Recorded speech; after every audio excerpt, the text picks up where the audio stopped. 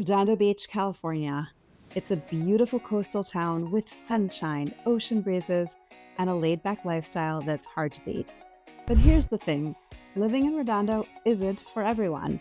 Before you pack your bags and head west, let's talk about 10 things you should really be ready for if you're considering moving to Redondo Beach.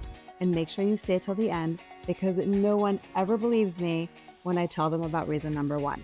So counting down, number 10, you might spend too much time at the beach. It sounds like a dream, right? But when the beach is just blocks away, it becomes incredibly tempting to put everything else on hold. Whether it's morning walks, surf sessions, or just catching the sunset, it can seriously shift your priorities, which, spoiler alert, for many people is exactly the point. Number 9, the cost of living.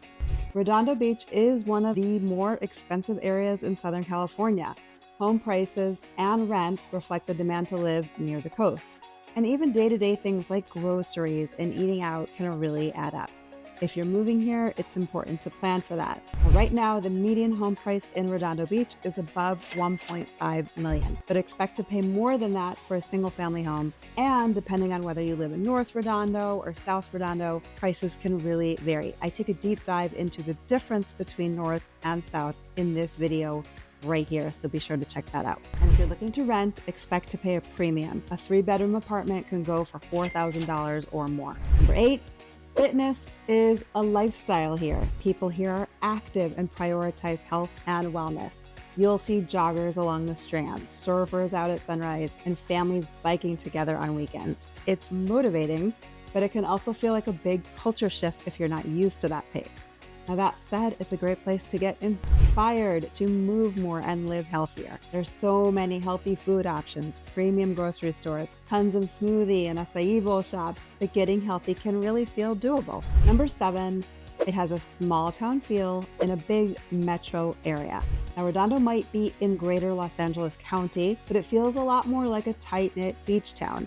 People know their neighbors. You'll see familiar faces at the farmer's market, at school drop-offs, or just grabbing coffee. That community feel is strong here. But if you're looking for anonymity, this might not be your vibe. Number 6, parking can be tricky, especially near the beach and the pier. Parking can be a challenge, especially on weekends. So if you're someone who values easy parking or has a multi-car household, be ready to factor that into your daily routine and make sure to check that out when you're buying a home. Number 5, overcast mornings are a thing.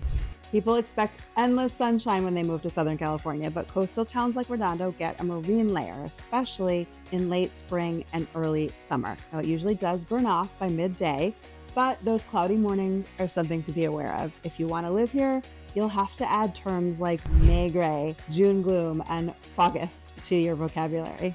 Number 4, you might get spoiled living here. It really sets a high bar. From the weather to the food to access to nature, it's easy to get used to a very high quality of life. The only downside, other places might start to feel like they're missing something. You mean your kid doesn't have an ocean view from their high school cafeteria?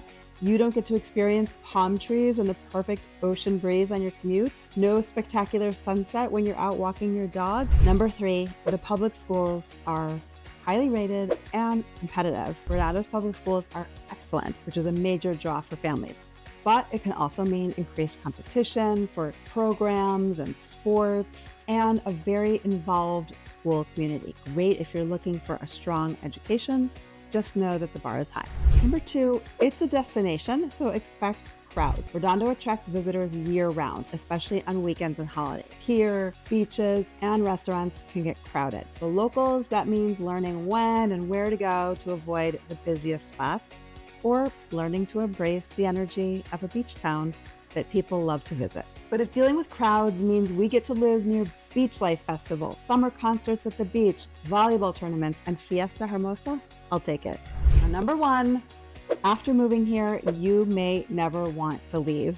Redondo Beach has a way of getting under your skin in the best possible way. Pace, the people, the ocean, it's hard not to fall in love with the lifestyle here. But once you're in, you might find that everywhere else feels a little too far from the waves. Every time I've ever thought of moving away to find cheaper cost of living, for example, I just can't bring myself to do it. So should you move to Redondo Beach? Well, that's going to depend on a lot of personalized factors, which I'm happy to help you break down in my free, no strings attached consultation. It's never too early to consult with a realtor if you're thinking of making a move. I can help you start to prepare and avoid some huge pitfalls and surprises. So make sure you reach out to me. All my contact info is here and you can get that going. Or if you're not quite ready for that step, you can visit redondobeach.vip to download my free relocation guide. So to summarize, if you're ready for a community that blends laid back living with a little bit of hustle, a touch of luxury, and a whole lot of natural beauty, it's not perfect, but for the right person, Redondo Beach is pretty darn close. Let me know in the comments if you'd consider moving here.